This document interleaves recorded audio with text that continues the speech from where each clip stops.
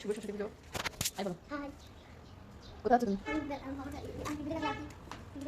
Hello everyone, নমস্কার সবাইকে। কেমন আছো সবাই? আশা করছি সবাই খুব খুব ভালো আছো। আমিও কিন্তু অনেকটা ভালো আছি। সকালে খুব তাড়াতাড়ি ঘুম থেকে উঠেছি, উঠে খুব তাড়াতাড়ি রেডি হয়ে গেছি। আর আমার কুঞ্জকে তো ঘুম থেকে তুলতে খুবই কষ্ট হয়ে গিয়েছে।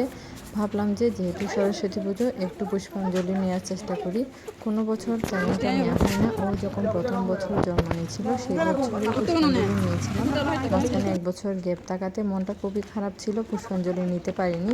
যেহেতু নতুন বাসায় শিফট করেছি, তো কোন জায়গায় পূজা হয়, কিভাবে যাব, কী করব সেই চিন্তায় আর যাওয়া হয়নি। যাই হোক, যেহেতু এক বছর পার হয়ে গেল, এবছর ভাবলাম যে না, প্রথমে কোনো রকম চিন্তাভাবনা ছিল না যে পুষ্পাঞ্জলি নিতে যাব। সকালে যখন ঘুম থেকে উঠলাম, যে ভাবলাম যে এবছর তো তৃতীয় বছর, সামনে আর কয়েকদিন পার হয়ে চতুর্থ বছরে পা দিবে সে।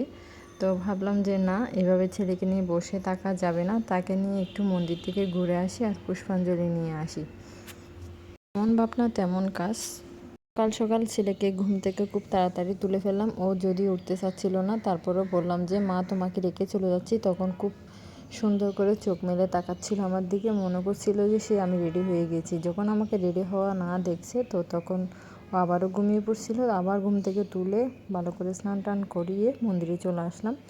তো মন্দিরে ঠাকুরমশাই ওইদিকে মন্ত্র পাঠ করতেছিলেন। তো আমি ক্যামেরাটা যেভাবে অন ছিল সেটা আমার একদম জানা ছিল না। তো দুইটা বাচ্চা নিয়ে আসলে বউ শাশুড়ি একদম হিমশিম খেয়ে যাচ্ছিলাম। আসলে বাচ্চা নিয়ে কোথাও আমি ঘুরতে পারি না, বা কোথাও বের হতে আমার কেমন যেন খুব আনইজি লাগে, মানে এত অস্বস্তি ফিল হয়। আর বাচ্চারা কি বলবো, একটা বাচ্চা মনে 10টা বাচ্চার পেইন দেয়। তো ওই কারণে ওকে নিয়ে যে কোথাও বের হবে সেই সাহসটা আমার এখনও অবধি হয় না, একদম হাঁটতে চায় না ও বের হলে। যাই হোক, ঠাকুরমশাই মন্ত্র পাঠ করলেন, এদিকে পুষ্পাঞ্জলি নিলেন।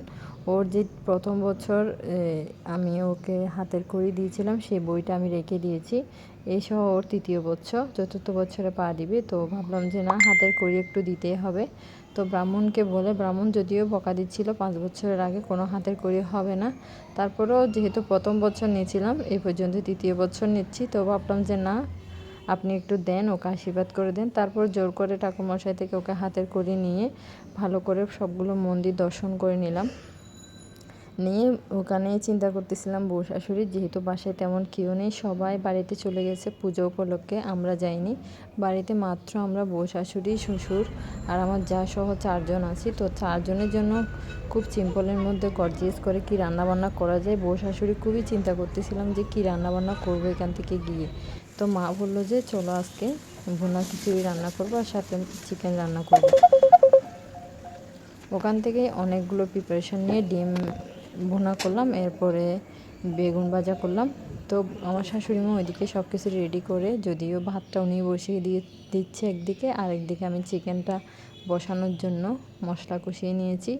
ভালো করে চিকেনটা পিস করে ধুয়ে নিয়েছিলাম। এরপরে আমি ওইদিকে চিকেনটা রান্না করতেছি, ওইদিকে আমার শাশুড়ি মা ভাতটা রান্না করতেছিল। এরপরে আরও ডিম রান্না করব, তারপরে হচ্ছে বেগুন ভাজা করব।